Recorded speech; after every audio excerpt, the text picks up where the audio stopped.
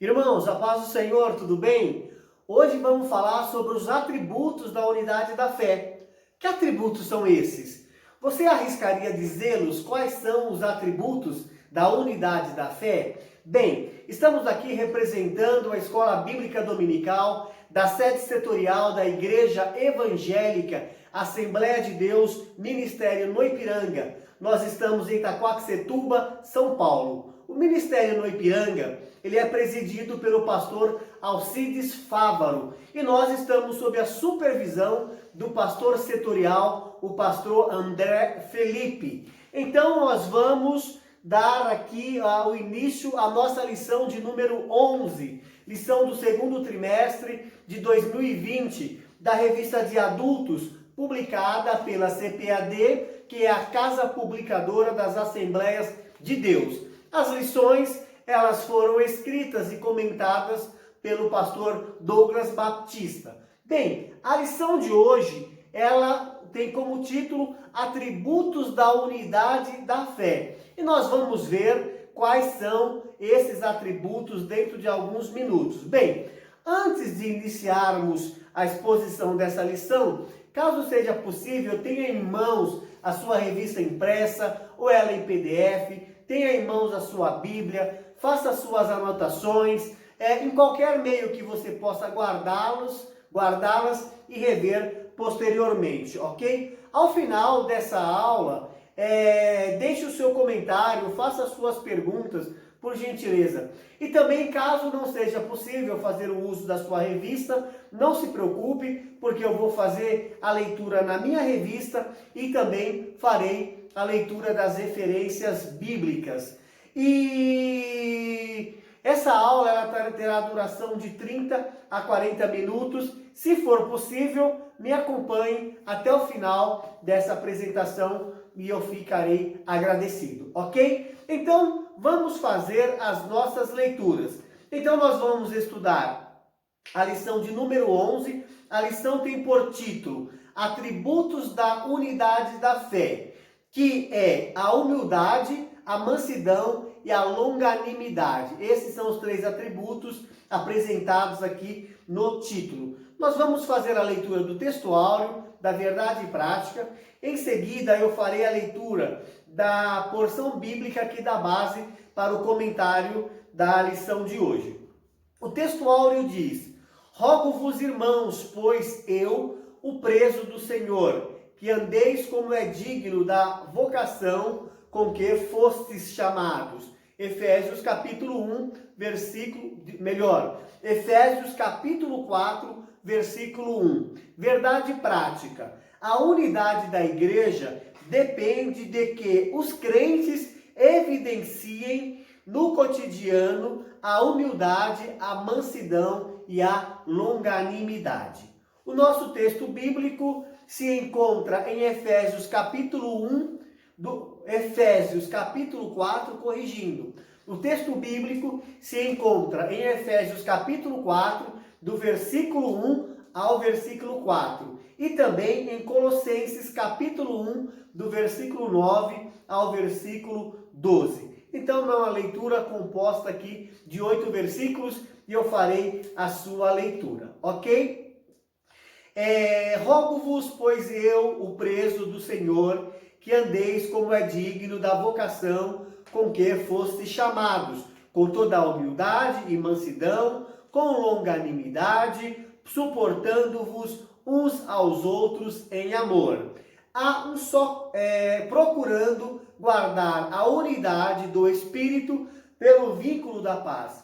Há um só corpo e um só Espírito, como também fostes chamados em uma só esperança da vossa vocação. Colossenses capítulo 1, versículo 9, a partir do versículo 9, diz: Por esta razão, nós também, desde o dia que ouvimos, não cessamos de orar por vós e de pedir para que sejais cheios do conhecimento da sua vontade em toda a inteligência espiritual, para que possais andar dignamente diante do Senhor, agradando-lhe em tudo, frutificando em toda boa obra e crescendo no conhecimento de Deus, corroborados em toda a fortaleza, segundo a graça da sua glória, em toda a paciência e longanimidade, com gozo, dando graças ao Pai que nos fez idôneos para participar da herança dos santos na luz. Essa foi a nossa referência bíblica, a nossa leitura bíblica que normalmente fazemos em classe, fazemos em sala de aula, mas estamos fazendo aqui nesse vídeo e para os irmãos estar a par da leitura, que é a base.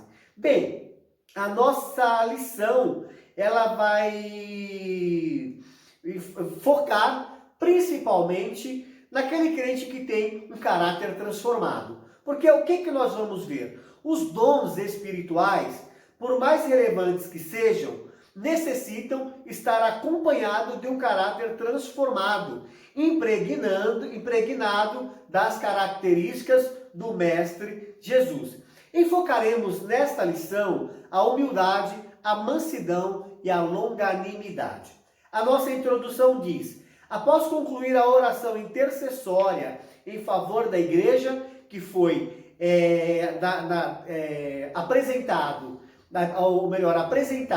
na lição de domingo, na última lição, na lição de número 12, o nosso texto continua.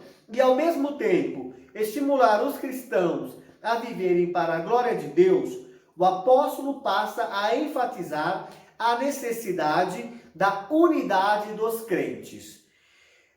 Assim, nessa lição, estudaremos as virtudes fundamentais. Quais são as virtudes fundamentais para a unidade do crente? Que é a humildade, a mansidão e a longanimidade, que levam a igreja a viver uma perfeita unidade conforme a palavra de Deus.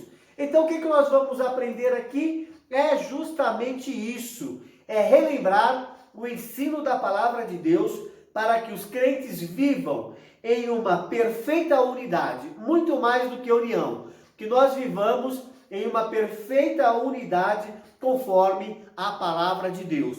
Então Deus deixou-nos a sua palavra para que aprendamos, para que entendamos e vivamos nesse mundo num formato, numa forma em que Deus espera que seus filhos, espera que a sua igreja esteja vivendo. E é o que nós veremos nesta lição.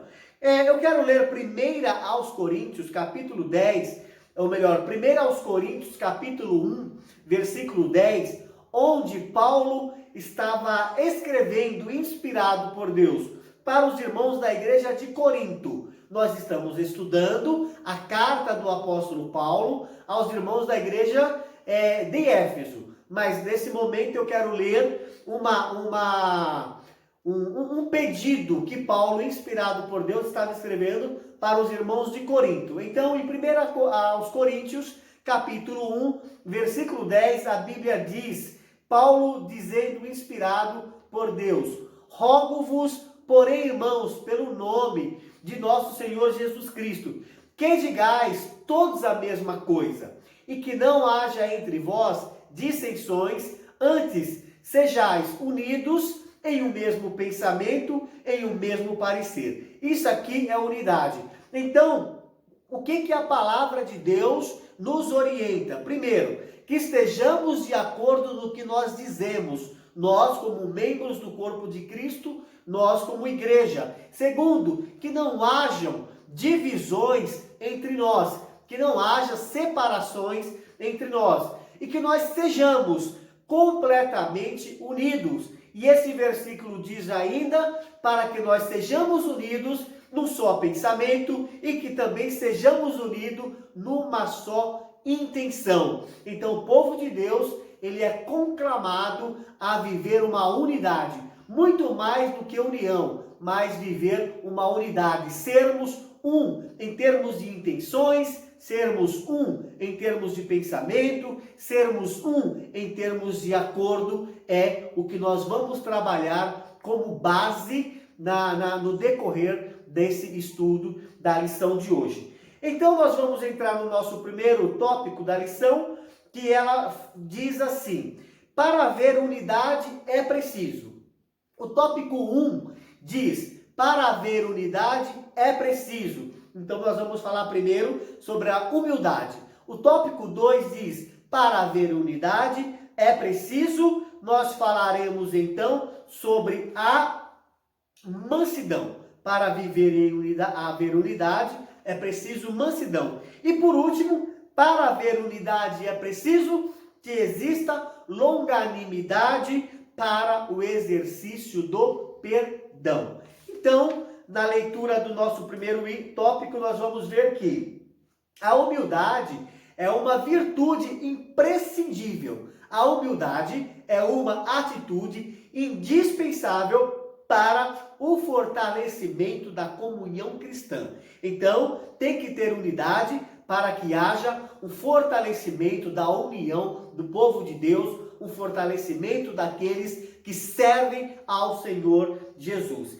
Espera-se que os crentes sejam humildes, não somente diante de Deus, mas também entre eles. Então, que a nossa humildade seja transparecida, que a nossa humildade seja evidenciada, não apenas diante de Deus, mas quando nós, como cristãos, nós como crentes, como servos de Deus, nós, dentro da igreja, nos nossos relacionamentos, essa humildade deve ser evidenciada. O primeiro item diz o modo digno do viver cristão. Aí depois, nos demais, nós vamos falar sobre a humildade especificamente. Vamos falar sobre a verdadeira humildade também.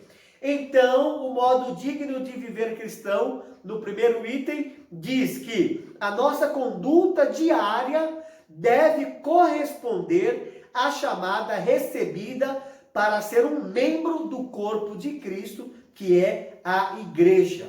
Então, a fim de desenvolver essa unidade, o apóstolo Paulo apresenta 3 virtudes essenciais. E relembrando que as 3 virtudes essenciais são, primeiramente, a humildade, segundo, a mansidão e terceiro, a longanimidade. E veremos isso agora. No nosso segundo item fala sobre a humildade. Diz assim: para os povos pagãos, a humildade não era uma virtude. Para os povos pagãos, a humildade não era uma virtude. Pelo contrário, para os povos pagãos, era considerada uma atitude negativa, sinal de fraqueza de caráter e falta de amor próprio. Isso numa visão pagã, como nós estamos vendo. Mas vamos ver na vida de Cristo o que é de fato a humildade. Na vida de Cristo é que a humildade aparece como virtude, pois ele não teve por usurpação ser igual a Deus, mas aniquilou-se a si mesmo, tomando a forma de servo. Ou seja, nós estamos vendo aqui Jesus Cristo como um exemplo que esteve entre os homens e um exemplo vivo de humildade. Ele, embora tenha deixado a sua glória, embora sendo filho de Deus, embora também sendo Deus, ele, quando teve entre os homens, ele não usou de usurpação. Ele jamais se manifestou como alguém que queria tomar o lugar do Pai. Ele sempre reconheceu que Deus era Senhor absoluto sobre todas as coisas e ele estava aqui com uma missão. Então ele nunca se manifestou no sentido de tomar o lugar do próprio Deus. Ele nunca usou então da usurpação. Vejamos, não uma humildade movida pela falsa aparência, e sim de uma ação que reconhece a importância e o valor do outro. Então, para isso, nós somos chamados a viver uma humildade sincera, uma humildade não de falsa aparência, mas uma humildade que realmente reconheça o valor do outro. A palavra de Deus, em Filipenses capítulo 2, versículo 3, diz: nada façais por contenda ou por vanglória, mas por humildade. Cada um, olha a recomendação da palavra de Deus, cada um considere o outro superior a si mesmo. A partir do momento que eu tenho consciência disso, independente de quem é o meu irmão, quem é o meu próximo, dentro da igreja, no corpo de Cristo, cada vez que eu obedecer a palavra de Deus e respeitar qualquer um dos meus irmãos em Cristo, qualquer membro da igreja como superior a mim mesmo, eu nunca vou me posicionar com altivez, eu nunca vou me posicionar com orgulho, eu nunca vou me posicionar com arrogância, muito menos de forma exaltada. Porque eu fui ensinado, nós estamos sendo ensinados pela palavra de Deus, que nós devemos considerar um ao outro superior a nós mesmos. Se todos nós usarmos e pormos em prática esse princípio, certamente nós estaremos agradando a Deus e assim vivendo a unidade conforme a palavra dele. Vamos ler o nosso terceiro item que fala sobre a verdadeira humildade. Aqui diz: o que fica claro em Jesus Cristo e no ensino do apóstolo Paulo é que a pessoa humilde expressa modéstia em oposição ao orgulho e à arrogância. Então a pessoa que ela realmente é humilde, ela nunca vai querer expressar uma exaltação. Ela nunca vai querer expressar um engrandecimento. Ela nunca vai expressar orgulho e arrogância. Ela sempre vai se apresentar como uma pessoa modesta, como uma pessoa humilde, como uma pessoa de atitudes simples e de respeito ao próximo. E isso, lembrando, visando a unidade da fé, visando que nós sejamos unidos, sejamos uma unidade. A palavra de Deus, no livro de Coríntios, 2 aos Coríntios, capítulo 12, versículo 20, a Bíblia diz: Paulo inspirado estava dizendo: porque receio que, quando chegar, de alguma maneira haja pendências, invejas, iras, porfias, detrações, mexericos, orgulhos e tumultos. Vejamos aqui, a igreja de Corinto era uma igreja, embora rica em dons espirituais, os irmãos viviam numa certa dissensão. Os irmãos viviam num certo tipo de divisão. Eles viviam de uma certa forma em desentendimento, em conflitos, em hostilidades entre eles. Mas o que nós estamos vendo? O apóstolo Paulo, ele aconselhando, ele de onde ele escreveu, ele tinha o desejo de ir à igreja de Corinto. E ele então escreve o seguinte: porque eu receio que quando eu chegar, o receio dele era que quando chegasse lá na igreja, encontrasse entre os irmãos pendências, encontrasse entre os irmãos invejas, iras, porfias, mexericos, orgulhos, tumultos.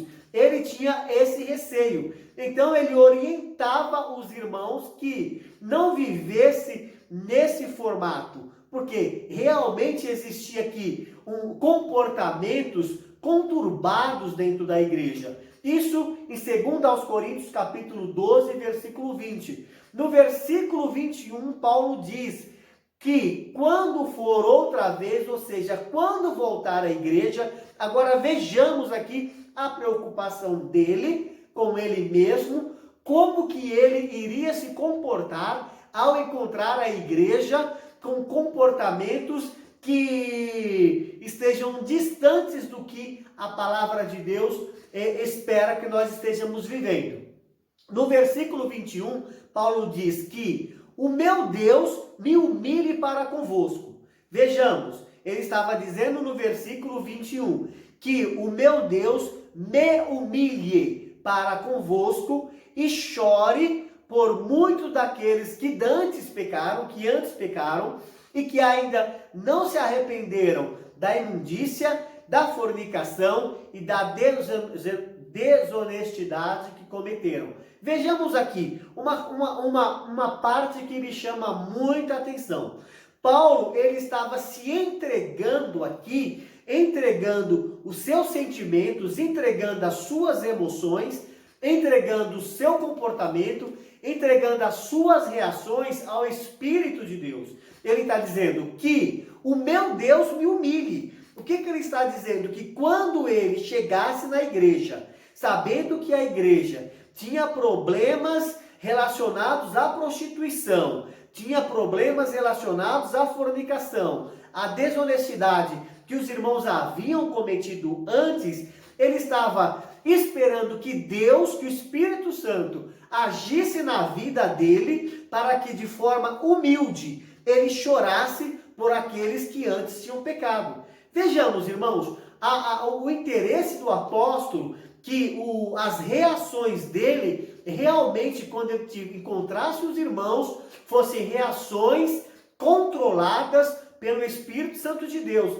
Que o meu Deus me humilhe para convosco. Aqui ele estava dando lugar para que o Espírito Santo trabalhasse na vida dele. Ele estava dando lugar para que ele não reagisse na igreja segundo a carne, mas que ele reagisse segundo a vontade de Deus, segundo a vontade do Espírito de Deus.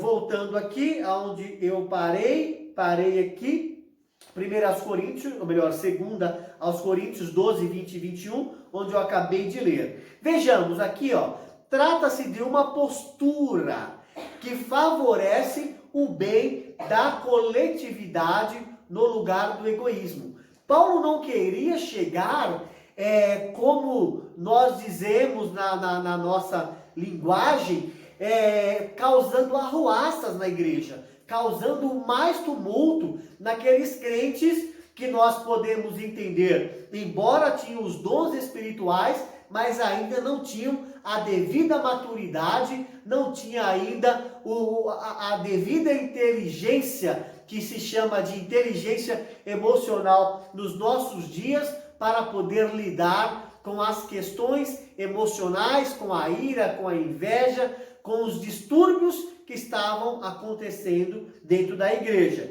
Então Paulo, ele se manteve pedindo a Deus que tivesse uma postura, justamente a postura de humildade para o bem da coletividade, no lugar de manifestar egoísmo. É importante ressaltar que esta e as demais virtudes são produzidas pelo Espírito Santo que habita no crente. É por isso que Paulo diz que o meu Deus me humilhe para convosco. Porque, como nós estamos vendo, são virtudes que são produzidas pelo Espírito Santo que habita no crente. E o livro de Gálatas, Paulo escreve aos irmãos Gálatas, no capítulo 5, no versículo 16: andai em espírito e não cumprireis a concupiscência da carne. Ou seja, a partir do momento que o crente, a partir do momento que a pessoa que diz que tem Jesus no coração, ela dá lugar para o Espírito Santo trabalhar, ela anda em espírito, ela se comporta conforme a orientação da palavra de Deus e conforme o trabalhar do Espírito Santo na vida dela, ela não cumpre a concupiscência da carne, ela não cumpre os desejos exagerados da carne.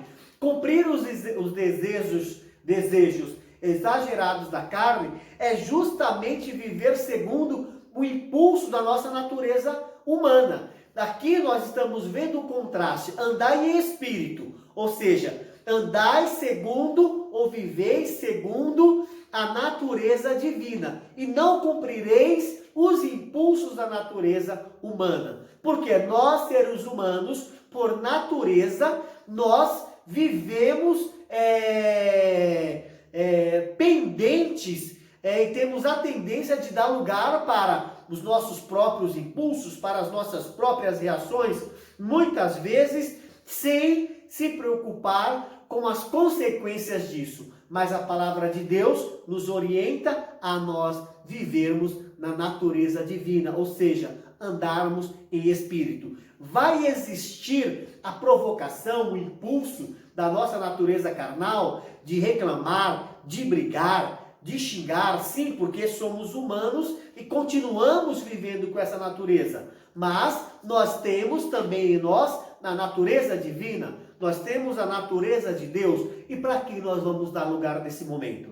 Para nossa natureza carnal, fazendo a vontade da carne, ou agir segundo o Espírito Santo de Deus e fazer a vontade de Deus. É uma decisão minha, é uma decisão sua, andar na carne ou andar no Espírito. Vamos para o nosso segundo tópico, que vai falar que para haver unidade é preciso mansidão. Então tudo isso que nós estamos vendo, isso é em nome da unidade, querendo que o povo de Deus tenha o mesmo pensamento, querendo que o povo de Deus tenha a mesma intenção, querendo que o povo de Deus viva em unidade.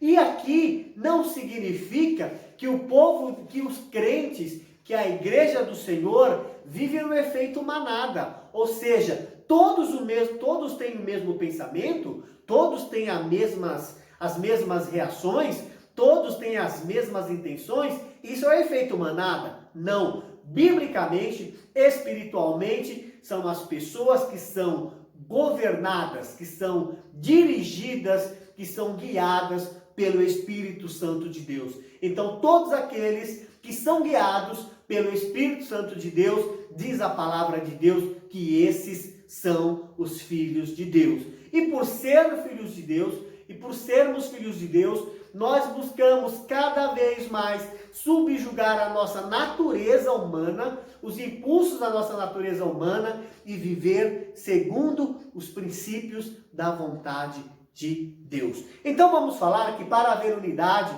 é preciso mansidão. É preciso mansidão. A virtude da mansidão produz crentes capacitados e a bem gerir os conflitos, promovendo paz e conciliação na igreja. Será que eu estou vivendo segundo a orientação do Espírito, vivendo a virtude da mansidão, onde eu estou sendo capacitado para bem gerir os conflitos, para poder promover a paz e a conciliação na igreja? Ou eu sou aquela pessoa que estou sendo um peso, estou sendo um fardo para o corpo de Cristo, para a igreja? Como é que eu estou sendo? Como é que você está sendo? Você está sendo uma pessoa que está dando lugar para o Espírito de Deus e você busca promover a paz, promover a conciliação, ou você é o estopim dos conflitos, é o estopim das discórdias quando está entre as demais pessoas que faz parte do reino de Deus? Reflita, pensa e veja de que lado você está. Item 1. A mansidão é uma parte do fruto do Espírito. Essa qualidade é listada nas Escrituras como um dos aspectos do fruto do Espírito. Em Gálatas 5:22, nós vamos ver ali as partes que compõem o fruto do Espírito Santo, como amor, alegria, paz, longanimidade, bondade, benignidade. Aí vem a mansidão, depois vem a temperança, que é o domínio próprio, que é o autocontrole, e a fé no sentido de fidelidade. E a mansidão, então, é uma parte do fruto do Espírito. O termo indica moderação nas ações, bom trato para com o semelhante e ausência de precipitação. Você age dessa forma, você age com moderação nas suas ações, você tem bom trato com o semelhante, ou você é uma pessoa que rapidamente, como nós dizemos, é o pavio curto, né? Rapidinho já está perdendo o controle, se precipita nos relacionamentos. A expressão retrata o caráter de Cristo, conforme o Senhor mesmo disse. Olha que importante. O próprio Senhor Jesus, em Mateus capítulo 11, no versículo 29, olha o que Jesus Cristo, o nosso mestre, o Filho de Deus, ele disse: aprendei de mim. aprendei comigo, que sou manso e humilde de coração. O que nós queremos? Como nós queremos? Queremos viver segundo a vontade do nosso Mestre, segundo a vontade do nosso Senhor? Obedecemos, ser ensinados ou ter Jesus Cristo como nosso exemplo. Aprendei de mim, que sou manso e humilde de coração.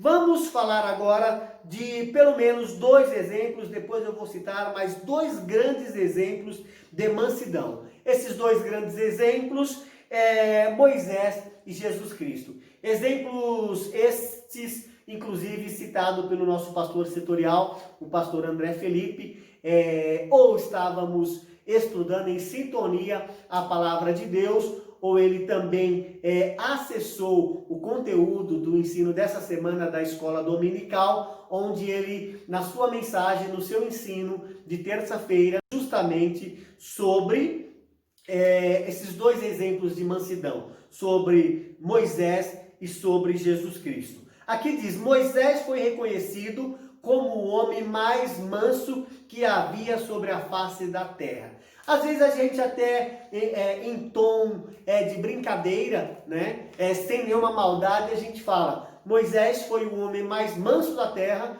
mas matou um homem e enterrou na areia. Uma coisa que é importante a gente observar, às vezes quando a gente usa dessas expressões, não de forma maldosa, mas de forma às vezes um pouco descontraída, é que é o seguinte, quando Moisés agiu desse jeito, ele ainda não havia se encontrado com Deus lá no Monte Horebe, como nós conhecemos a história bíblica. Porque uma coisa é o homem fazer parte do povo de Deus, e uma outra coisa é fazer parte do povo de Deus e ter um encontro com Deus. E nós vimos que depois de 40 anos que Moisés tinha saído do Egito, se dá o momento em que ele se encontra com Deus no deserto, lá no Monte Horebe, e ali nós vimos as ações de Moisés, antes disso também, e principalmente depois desse encontro, como um homem verdadeiramente manso, como um homem verdadeiramente submisso às diretrizes de Deus. Então, ele era o homem mais manso sobre a face da terra.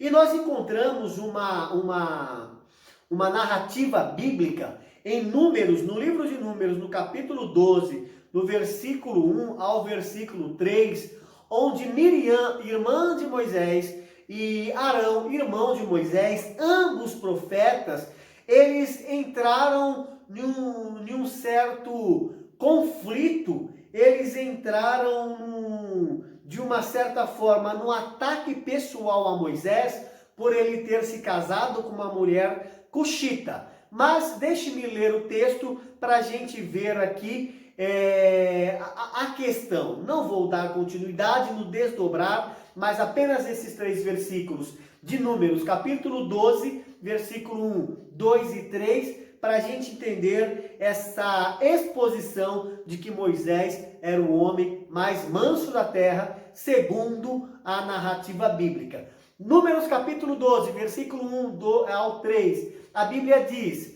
e falaram Miriam e Arão contra Moisés, Moisés irmão dos dois, por causa de uma mulher cuxita, com quem Moisés casara, porquanto tinha casado com a mulher da cidade de Cuxi.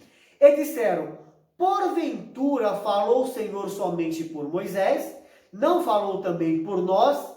Aí existe uma questão.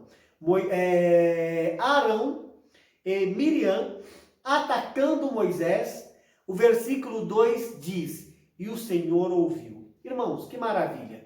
Quando Deus ouve, quando Deus ele entra a favor das nossas causas, muitas vezes não precisamos nós, servos de Deus. Eu já tive experiência, eu acredito que você já teve essa experiência num determinado conflito, onde você poderia falar, onde você poderia reclamar, você está no seu direito, você resolve fechar a sua boca. Isso é mansidão. E a partir desse momento, o próprio Deus, ele começa a agir ao seu favor. nós vimos aqui que Arão e Miriam estavam falando contra Moisés, né? Estavam falando contra a pessoa de Moisés. E a Bíblia diz que o Senhor ouviu.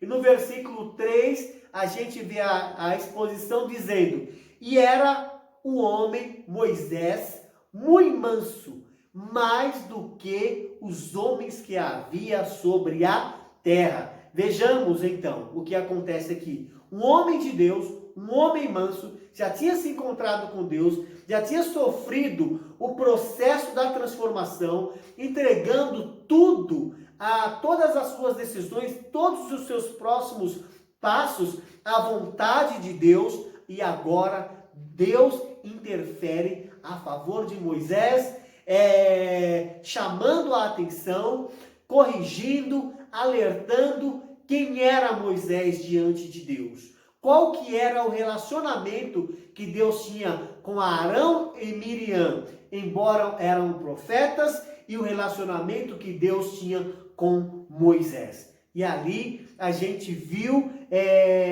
pela palavra de Deus, o exemplo da interferência de Deus, do agir de Deus a favor daquele que não exalta o seu espírito, a favor daquele que não reage segundo os seus impulsos naturais, segundo a sua natureza carnal, mas mantém-se aguardando o agir de Deus para que Deus faça conforme a vontade dele.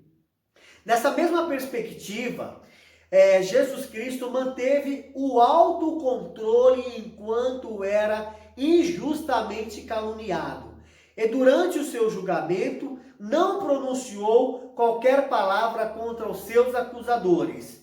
Assim, temos exemplo da mansidão diante das mais difíceis circunstâncias. Então, nós vimos aqui o caso de Moisés, nós vimos Jesus Cristo numa situação realmente de acusações, de mentiras, de calúnia, mas mesmo assim o Filho de Deus manteve-se manso, manteve-se quieto, manteve-se sob o domínio do Espírito Santo. E se nós olharmos na história bíblica, nós vemos dois grandes exemplos que eu admiro muito. Um é José, o filho de Jacó, né? José, filho de Jacó, que com todo o sofrimento que ele passou, com todo o tormento que ele passou, ele deu um exemplo de mansidão. O outro, o Jeremias, o profeta. Jeremias, o profeta Jeremias.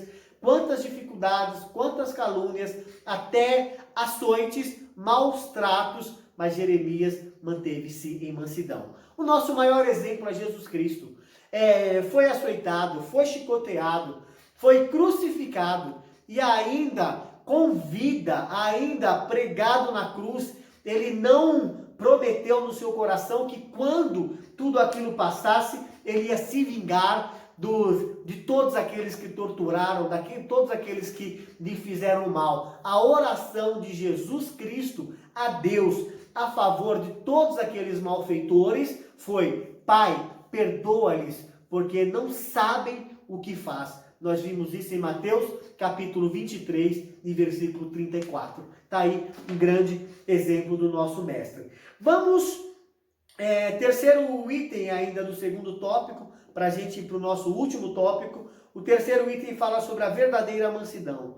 Pessoas com essa virtude são disciplinadas e capacitadas a perseverar na perseguição. São pessoas que não desistem facilmente das lutas, das dificuldades que a vida apresenta. Elas não revidam os maus tratos sofridos, não se apressam em emitir juízo, não cedem às provocações, nem dão espaço para os ressentimentos. A palavra de Deus, em Romanos, capítulo 12, versículo 17, 18 e 19, diz: não retribuam, na Nova Versão Internacional, nessa versão bíblica, diz: não retribua a ninguém mal por mal, procure fazer o que é correto aos olhos de todos. Versículo 18, façam todo o possível para viver em paz entre todos. E o último versículo, a palavra de Deus diz: amados, Nunca procurem vingar-se, mas deixe com Deus a ira, pois está escrito: minha é a vingança, eu retribuirei, diz o Senhor. Vejamos então que a palavra de Deus não nos ensina a pagar mal com mal. Essa virtude não significa fraqueza ou inferioridade. Pelo contrário, indica o mais seguro controle emocional. Assim, a mansidão trata da submissão do homem para com Deus e a sua palavra. Então, a pessoa não está sendo subjugada pela sua carne, é guiada pela sua carne, mas essa pessoa, ela está submissa a Deus e à palavra de Deus. Tiago, no seu livro, no capítulo 1, no versículo 1, ele escreveu: portanto, livrem-se de toda a impureza moral e da maldade que prevalece e aceitem humildemente a palavra implantada em você. Você tem a palavra de Deus implantada em seu coração? Então aceite a orientação da palavra de Deus. Aceite humildemente a palavra que está implantada em você. Viva, haja segundo essa palavra, a palavra de Deus que está implantada em você. Não sobre os impulsos da nossa natureza carnal. Ok? Amém? Vamos para o nosso último item desse tópico, para irmos para a nossa parte final.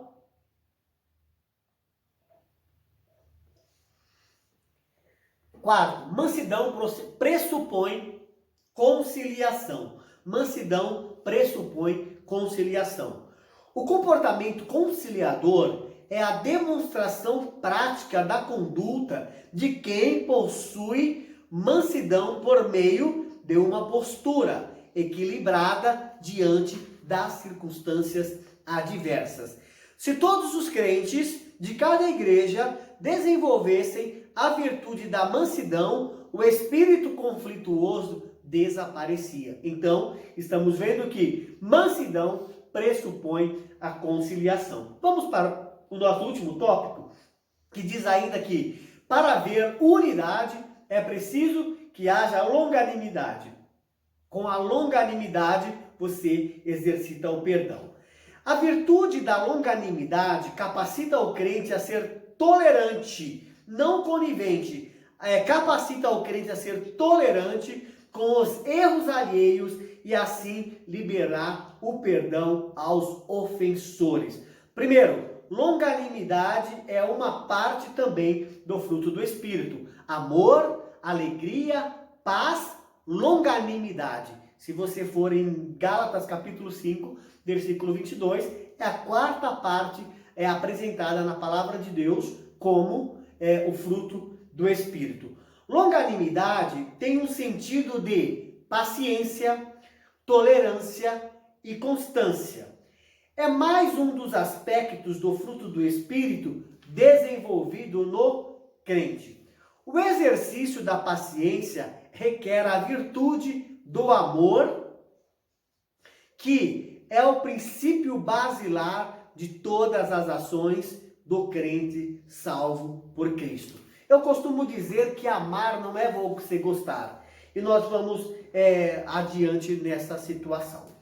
O item 2 diz: suportando uns aos outros. Durante a nossa jornada cristã, nos depararemos com múltiplas situações de hostilidade.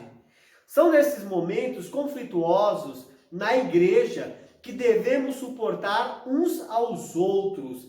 A expressão indica que, infelizmente, teremos de enfrentar excessos cometidos em nosso meio, como as provocações alheias e atitudes carnais. Estas são comparadas a um fardo que devemos suportar por meio da prática do amor. Infelizmente, como diz o nosso comentarista, o pastor Douglas Batista, mesmo dentre nós, os crentes, existem aquelas pessoas que são pessoas que vivem com atitudes carnais, são pessoas que provocam, são pessoas que cometem excessos em nosso meio. Somos humanos e tem algumas que preferem, ou melhor, não que preferem, não se conscientizam que tem que dar lugar para a vontade de Deus, para a vontade do Espírito Santo. Aliás, tem alguns até dizem que eu não sou bobo, eu não sou boba. Ou seja, nesse sentido a pessoa quer fazer tudo segundo a sua vontade e ela prefere agir segundo os seus impulsos carnais, a sua natureza humana, do que agir segundo a vontade do Espírito Santo.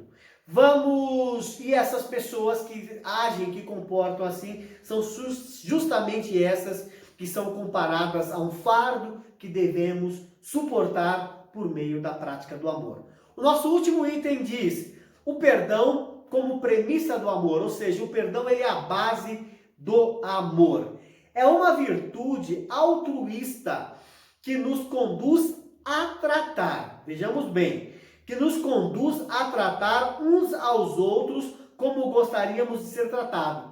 Então você amar aqui, é você tratar, é você agir com as pessoas como você gostaria que agisse com você. Isso é amar, é você tratar como gostaria que fosse tratado. A Bíblia, em Mateus capítulo 7, versículo 12, Jesus Cristo diz o seguinte, capítulo 7, versículo 12, que assim em tudo façam aos outros o que vocês querem que eles lhes façam. Veja bem, nós falamos anteriormente sobre a questão do amor. E a Bíblia diz que aquele que não ama não conhece a Deus, porque Deus é amor. Então, se nós não tratamos as pessoas com amor, isso significa que nós ainda não conhecemos a Deus, porque Deus é amor. Eu costumo dizer, como já disse, que amar não é apenas você gostar. Tratar, fazer o bem sem olhar a quem, isso é você tratar com amor. Nós estamos vendo que é tratar com amor, né? Tratar com amor. Desse modo, a tolerância entre irmãos em Cristo deve ser mútua, com um coração puro. A palavra de Deus em 1 Pedro, capítulo 1, versículo 22, a Bíblia diz: purificando as vossas almas pelo Espírito, na obediência à verdade, para o amor fraternal não fingido. Amai-vos ardentemente uns aos outros com o coração puro. O que a palavra de Deus está dizendo? Se nós queremos viver uma vida de purificação, primeiro, temos que ter a nossa alma purificada pelo Espírito Santo. Viver na obediência da verdade. A verdade é a palavra de Deus. Primeiro, viver um amor fraternal, que esse amor não seja fingido. E a palavra de Deus conclui que amai-vos uns aos outros com o coração puro. Que dentre nós haja a simplicidade. Que dentre nós haja a pureza. Que dentre nós haja aí a longanimidade. Que dentre nós haja então as virtudes que realmente contribuem para que nós tenhamos unidade como igreja, como povo de Deus. Para concluir, para encerrar, a nossa conclusão diz: vimos o convite de Paulo aos crentes para um viver digno de uma perfeita unidade. Para garantir a perfeita unidade, mostramos-nos que algumas virtudes são essenciais. E essas virtudes são a humildade, que fortalece a unidade, a mansidão, que gere os conflitos, a longanimidade, que suporta os erros alheios. Quando os crentes vivem em virtudes, ou quando os crentes vivem essas virtudes, as dissensões desaparecem e o nome de Jesus Cristo é glorificado. Então os crentes, o povo de Deus, aqueles que receberam a Jesus, devem exercer, devem evidenciar essas atitudes. E o objetivo é único, para que o nome de Jesus seja glorificado. No final das contas, o que nós queremos? Que o nome de Jesus seja exaltado. Que o nome de Jesus seja engrandecido. Que o nome de Jesus, ele seja proclamado, seja o destaque nas nossas vidas. Eu quero encerrar com 2 versículos da palavra de Deus. Um de Mateus capítulo 5, versículo 16, que a Bíblia diz: assim resplandeça a vossa luz diante dos homens, para que vejam as boas obras, ou para que vejam as vossas boas obras e glorifiquem ao vosso Pai que está nos céus. Em 1 Coríntios capítulo 1, versículo 10, o nosso primeiro versículo, nós vimos aqui na nossa conclusão que diz, Paulo dizendo: rogo-vos, porém, irmãos, pelo nome do nosso Senhor Jesus Cristo, que digais todos uma mesma coisa, e que não haja entre vós dissensões, antes sejais unidos em um mesmo pensamento, em um mesmo parecer, nas mesmas intenções. Esta é a recomendação da palavra de Deus, irmãos. Eu acredito que nós, que fazemos parte do povo de Deus, nós queremos viver uma verdadeira unidade gerada pelo Espírito Santo de Deus. Esse é o trabalhar do Espírito Santo nas nossas vidas, quando nós permitimos, quando nós damos lugar que Deus ou que o Espírito Santo assim o faça. Bem, nós chegamos ao final dessa nossa 11ª aula, desse segundo trimestre de 2020. Faltam 2 aulas para encerrarmos o trimestre, entrarmos no nosso novo trimestre, no caso, o 3º trimestre. Eu quero te parabenizar por completar o estudo dessa lição. Se você gostou, deixe o seu comentário, curta essa página. Se você estiver nos assistindo pelo YouTube, se inscreva no nosso canal, dê o seu like, compartilhe esse estudo, essa exposição dessa lição, para que outras pessoas também tenham contato com esse ensino. Eu te espero na próxima aula, onde nós falaremos sobre a conduta do crente em relação à família.